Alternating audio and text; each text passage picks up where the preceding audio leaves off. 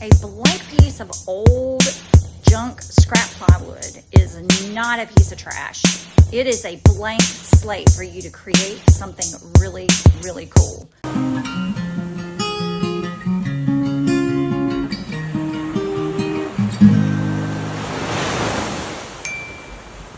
This really was a scrap piece of plywood out of the junk pile. I cut it into the shape of a fish. I hand drew it, cut it out with my jigsaw, sanded it really, really well. It's nice and smooth. And then I just taped off the front part where it looks like, you know, a natural face and a natural eye. Then I have a book that I found at a yard sale. It's a guide to Atlantic saltwater fishes, which I live on the Atlantic, so it's very appropriate. And I just went through the book and tore out pages, just random pages of various fish. And I tried to pick out some of the more colorful fishes. And then just took my Mod Podge and a brush. And here's the fun part and the very tedious part. I wanted to do this part by hand and not use scissors because I didn't want a hard edge around the fish. But so I just tore the paper around each fish, and the sharks were kind of challenging there, but just, you know, tore the paper away. There's really not a better way to explain it. That's exactly what I did, was just tore the paper away so that only the fish remain, and then Mod Podged it on the back first, and then Mod Podged on the top too, so that there was a really good layer of Mod Podge on the top. And I'm not too worried about the edges, you know, overhanging, because I have a plan for that.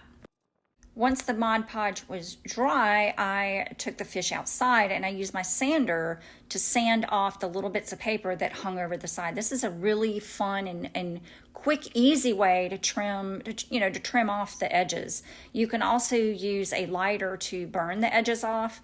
Now I could have folded the paper over and Mod Podged the sides and on the bottom, but I didn't want to do that. It's kind of tedious to do that. Now I need to make a top fin and a tail fin, and again, I'm just using scrap lumber. This is scrap cutoffs from probably from this very same piece of plywood, and I always keep the bits because you never know, they're at the right angle. You never know when you need a fin, you never know when you need a tail. So I use the scraps, and this is what I use to make my fins. Perfect. Now I do have to cut them out, but that's really easy too. And I have a jigsaw for that, but I really want to get a bandsaw because I could use a bandsaw for lots of different projects around in my work shed. So once I get them cut out, I always want to sand those rough edges because I have a quick speed blade on my jigsaw, and I probably could use a finer blade, but a speed blade works well. I cut the fins out for 2 fish at a time, so I'm bringing the fish out and making sure that they fit, and I don't have to, well, sometimes I get mixed up and I attach the wrong fin to the wrong fish, but sometimes I do have to kind of remark the tail or remark the top fin just to make sure it fits, and so that's what I'm doing here. I'm just remeasuring and recutting because isn't the rule that you measure once and cut twice? Yeah, that's the rule. Measure once and cut twice. No, it's measure twice and cut once. Now it's time for paint, and I'm just using a really pretty aqua turquoisey blue that I got from Lowe's. It's an Oops paint.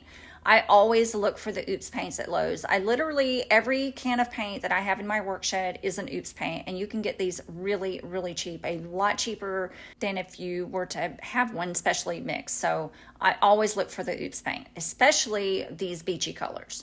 And I'm trying really hard not to get any paint on my shirt and my pants because both are brand new. And I really probably should have worn my apron, but oh well. I was successful. I didn't get any paint on my clothes. While the paint is drying on my fin and my tail, I'm just taking my X-Acto knife and trimming off the tape.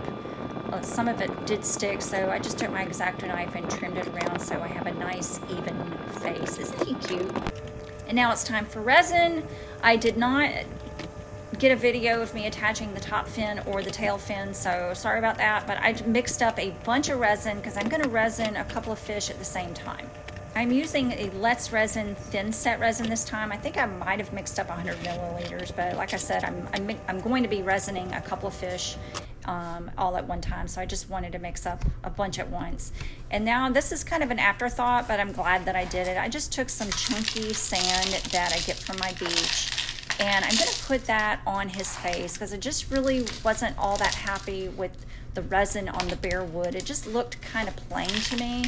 Now, I don't hate on me, but you know, I probably shouldn't have covered it up, but I don't know, it just looked kind of plain. So I'm just taking some of this chunky sand and putting it over the wood.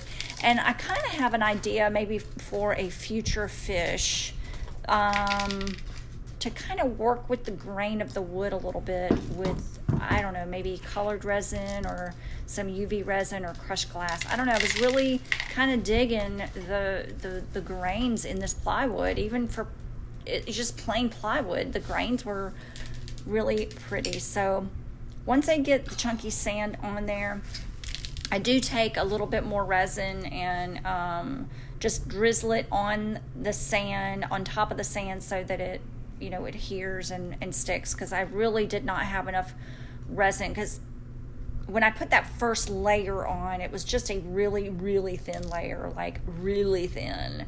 So drizzling on top will make the sand stick to the wood, and I probably shouldn't have any to fall off. I don't know, but I had plenty of resin in my cup left over, because like I said, I mixed up a bunch and I knew I was going to have a bunch left over, so that's what I'm doing. And I know it looks kind of silly, me holding the stick that way with the glove kind of glumped up on the handle, but I didn't want to get my hand sticky, and I didn't want to waste another glove, so that's why it looks like that. And then I'm just sprinkling on a little bit more to cover up areas that look kind of bare. And so that's that.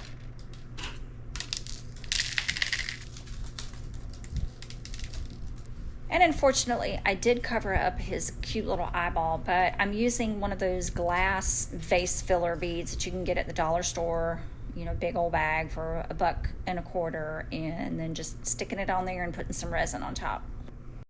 Look how cute this little guy turned out. Oh my goodness. I love it. The resin did end up with a lot of little fish eyes, but I like the texture that it left. So, you know what? Fish eyes aren't all that bad.